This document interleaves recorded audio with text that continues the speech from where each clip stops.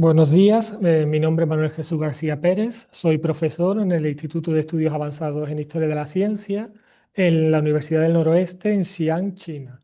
En primer lugar, me gustaría agradecer a la organización por haberme dado la oportunidad de presentar mi trabajo en este congreso. Trabajo el cual se titula China en los márgenes de la historia de las matemáticas, eurocentrismo y geopolítica del conocimiento. Quisiera comenzar señalando que la noción de eurocentrismo, de concepción eurocéntrica que yo defiendo, nace de la perspectiva de colonial latinoamericana, en la cual se establece que esta concepción eurocéntrica queda definida de acuerdo a tres características. La primera es la defensa de que existen oposiciones jerárquicas entre Occidente y un otro, o Occidente y el resto, y de tal manera que cuestiones como la racionalidad, el progreso o la ciencia son situadas en Occidente, mientras que las demás regiones son definidas por oposición. En segundo lugar, se establece una línea continua entre Grecia y la Europa moderna, pero sobre todo lo importante es que el presente europeo se usa para organizar el pasado o interpretar el pasado. Y finalmente tenemos lo que Castro Gómez denomina la negación de la simultaneidad. Esto es, que saberes que coexisten temporal o espacialmente son reinterpretados como etapas de una única escala de desarrollo. Lo importante para mi trabajo y para la historia de la matemática es que se establece que la tradición griega es racional, teórica y fundacional, y las demás tradiciones matemáticas son interpretadas o posicionadas como prácticas y secundarias. Yendo un poco más al detalle, para este trabajo, para esta charla, yo voy a hacer uso sobre todo de dos herramientas conceptuales. La primera es la noción de la geopolítica del conocimiento, esto es, que no solo es importante qué dicen los relatos históricos, sino también quién los produce, en qué instituciones, es decir, desde qué lugares geopolíticos. Y el segundo será el análisis de los silencios, que, bueno, pues como su nombre indica, su función es estudiar lo que el relato deja fuera, es decir, no solo interesarnos por lo que se dice, por lo que se incluye, sino también por lo que se omite, por lo que queda relegado a los márgenes. De esta manera, los silencios no son interpretados únicamente como ausencia, sino que también será importante entenderlos para saber que estos organizan la narrativa histórica misma. Entonces, sirviéndome de estas dos herramientas conceptuales, lo que yo haré a continuación será realizar cuatro análisis que veremos ahora con más detalles sobre un corpus de dos historias generales de la matemática escritas en inglés y publicadas entre los años 2004 y 2025. El primero de los análisis se corresponde con la geopolítica de la producción. Esto es, dónde son producidos estos libros y desde qué lugares lo escribieron o lo editaron los autores que lo escribieron o lo editaron. Y los resultados son claros. En primer lugar, 12 de los 12 libros fueron publicados en contexto anglo-euroamericanos y solo uno de ellos fue publicado en un país de habla no inglesa. En segundo lugar, solo uno de los 16 autores o editores trabaja fuera de este contexto o espacio anglo-euroamericano, particularmente desde una universidad de China. En segundo lugar, también es muy revelador que 10 de las 12 editoriales están situadas en Estados Unidos, pero aún más revelador es que todas ellas se sitúan en la costa este de Estados Unidos. Y lo mismo ocurre con los autores o editores. 10 de ellos trabajan en Estados Unidos, pero es que 10 de estos 10 autores están afiliados a instituciones de esa misma región. Por lo tanto, lo que vemos es que a pesar de que en los últimos años se intenta escribir historias más diversas de las matemáticas en cuanto a sus contenidos, estas se siguen produciendo desde un contexto geopolítico muy poco diverso. En segundo lugar, el segundo tipo de análisis se relaciona con el silencio o silenciamiento del eurocentrismo. Esto es, un primer análisis, lo que hacemos es ver que de las 5.600 páginas del corpus, solo 2 páginas están dedicadas a discutir o analizar de manera explícita el eurocentrismo. Y en otros libros aparece, pero siempre de manera muy tangencial y sin una discusión explícita del eurocentrismo. En cuanto al colonialismo, la discusión o presentación del colonialismo sí que aparece en la mayoría de los libros, pero siempre narrado en términos descriptivos y neutros, es decir, que se interpreta como una fase natural de transmisión del conocimiento matemático occidental, sin analizar o entender cómo este proceso fue un proceso de imposición de marcos epistémicos desde Occidente a estas otras regiones del planeta.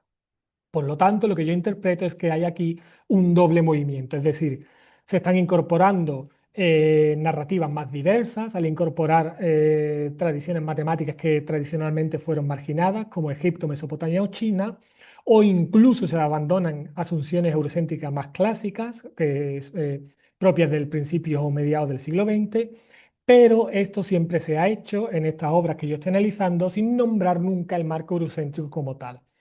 Entonces, para mí, esa falta de tematización es parte de lo que permite que este marco eurocéntrico siga persistiendo. El tercer análisis lo que hago es analizar comparativamente cómo se habla o presenta a Grecia y a China. En primer lugar, un análisis cuantitativo, podemos ver que hay un mayor número de páginas dedicadas a Grecia que a China, pero para mí lo importante no es solo esta diferencia cuantitativa, sino la función que cada tradición tiene en el propio relato histórico. Para ello lo que hice fue analizar con Ancong 60 términos epistémicos en estas dos tradiciones matemáticas. Pero lo que me interesó no fue la diferencia de términos epistémicos utilizados, sino lo que yo denomino los patrones de ausencia. Esto es, términos que aparecen sistemáticamente en un corpus y están ausentes en el otro.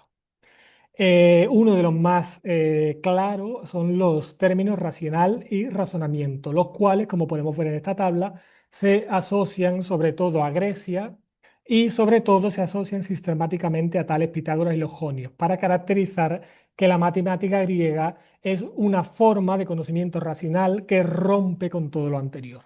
Sin embargo, en los capítulos sobre China no es que solo esté prácticamente ausente, sino que tampoco encontramos un vocabulario epistémico alternativo comparable que nos sirva para caracterizar sus propias prácticas matemáticas. Un segundo término, pero esta vez que sí que aparece en relación con China, son teoría y teórico. Pero sigue existiendo un problema en cuanto a cómo son usados estos términos.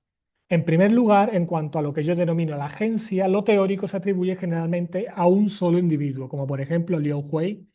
Y en el caso griego, sin embargo, lo teórico se considera que es el logro colectivo de toda una civilización, de toda la civilización griega, la cual es teórica por sí.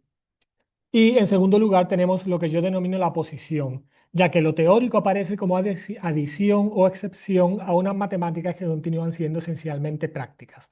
Y en estas dos citas lo podemos ver claramente. Por ejemplo, en la primera, que habla sobre China, se ve cómo se dice que la geometría china era generalmente práctica, pero en ciertos casos los matemáticos chinos desarrollaron principios teóricos importantes, es decir, aparece siempre como adición. Y en el segundo se ve cómo se habla de los griegos, en general como los que transformaron las matemáticas y se dice que las desarrollaron de manera más profundas, más abstractas y más racionales que todas las anteriores. Por lo tanto, lo que yo encuentro aquí es que existe un marcado contraste entre una ruptura racional por un lado, por el lado griego, y una continuidad práctica por el otro, que es en el lado de China. Por lo tanto, el viejo dualismo entre Occidente y el resto no ha desaparecido, sino que se ha de cierta manera suavizado y rearticulado. Pero ese dualismo eurocéntrico, lo que yo defiendo es que sigue existiendo en estos libros. Y por último, el último análisis se relaciona con lo que yo denomino una ausencia paradigmática en relación con el Shu, escrito sobre computación. Este es un manuscrito que fue hallado entre los años 83 y 84, perteneciente a la dinastía Han. Lo importante es que es una de las fuentes primarias más antiguas que tenemos de la tradición matemática china. Y tenemos dos traducciones completas al inglés. La primera de ellas de 2004. Por lo tanto, esto lo que nos señala es que esta primera traducción ya estaba disponible a todas las obras del corpus que yo he analizado. Es decir, que todos los libros de historia de la matemática que yo he analizado ya podrían haber consultado esta traducción en inglés del Shu.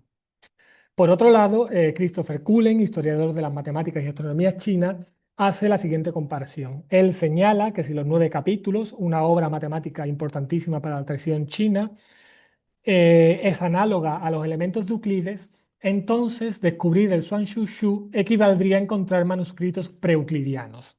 Por lo tanto, nos señala si este hallazgo tuviera lugar para el lado griego, es decir, si halláramos manuscritos preeuclidianos, esto previsiblemente ocuparía un lugar central en las historias de las matemáticas. Entonces, la pregunta o la cuestión es, si tenemos este hallazgo comparable en la tradición china, ¿qué tratamiento ha recibido en estas obras de historia de la matemática? Pues bien, el tratamiento es que apenas se ha hablado o se ha incluido en estas historias actuales de las matemáticas. Y el contraste, como señalo aquí, es que los 12 libros sí que dedican una atención sustancial a Tales y Pitágoras, de quien por otro lado no se conserva ninguna fuente primaria, no tenemos ninguna evidencia, pero de un manuscrito conservado y traducido hace más de 2 décadas permanece marginal o ausente. Como señalo, solo hay en 2 de estas historias de la matemática un tratamiento detallado del Shunshu. Finalmente, para concluir, me gustaría decir que en una obra póstuma, el pensador Enrique Dussel nos proponía una tarea, que es que intentáramos seguir mostrando cómo las raíces coloniales siguen atravesando muchas de nuestras concepciones teóricas y prácticas. Este trabajo que acabo de presentar aquí pretende avanzar en esta línea en el campo particular de la historia de la matemática. Particularmente lo que he intentado mostrar es cómo el relato eurocéntrico sigue operando en el relato histórico-matemático a partir de estas 4 análisis, los cuales lo que nos llevan a concluir es que hay una concepción eurocéntrica que persiste, donde Grecia marca la pauta de lo racional y lo teórico y China sigue siendo situada en los márgenes de un relato organizado según esta pauta griega. Esto es ya, pues digamos, una visión para futuro, un campo por abrir, que sería construir historias de la matemática verdaderamente plurales y no eurocéntricas, siguiendo lo que pensadores como Aníbal Quijano o Walter Mignolo caracterizaban como el desprendimiento de estas concepciones eurocéntricas. Pero como digo, eso ya es un trabajo a futuro, una vez ya hemos hecho esta primera tarea que nos encomendaba Enrique Dussel, que era mostrar estas raíces coloniales que siguen estando presentes en la historia de la matemática. Para terminar, me gustaría decir que, bueno, que dado el poco tiempo que he tenido para presentar este trabajo aquí, he tenido que reducir mucho la explicación teórica y los casos. Esta charla y todos estos resultados y citas se pueden encontrar en 2 artículos que aparecerán próximamente, uno de ellos en revisión y otro aparecerá próximamente, están aquí citados y que cualquier persona interesada, pues aquí tiene mi correo, puede escribirme para discutir, para posibles colaboraciones o para cualquier crítica. Muchas gracias por su atención.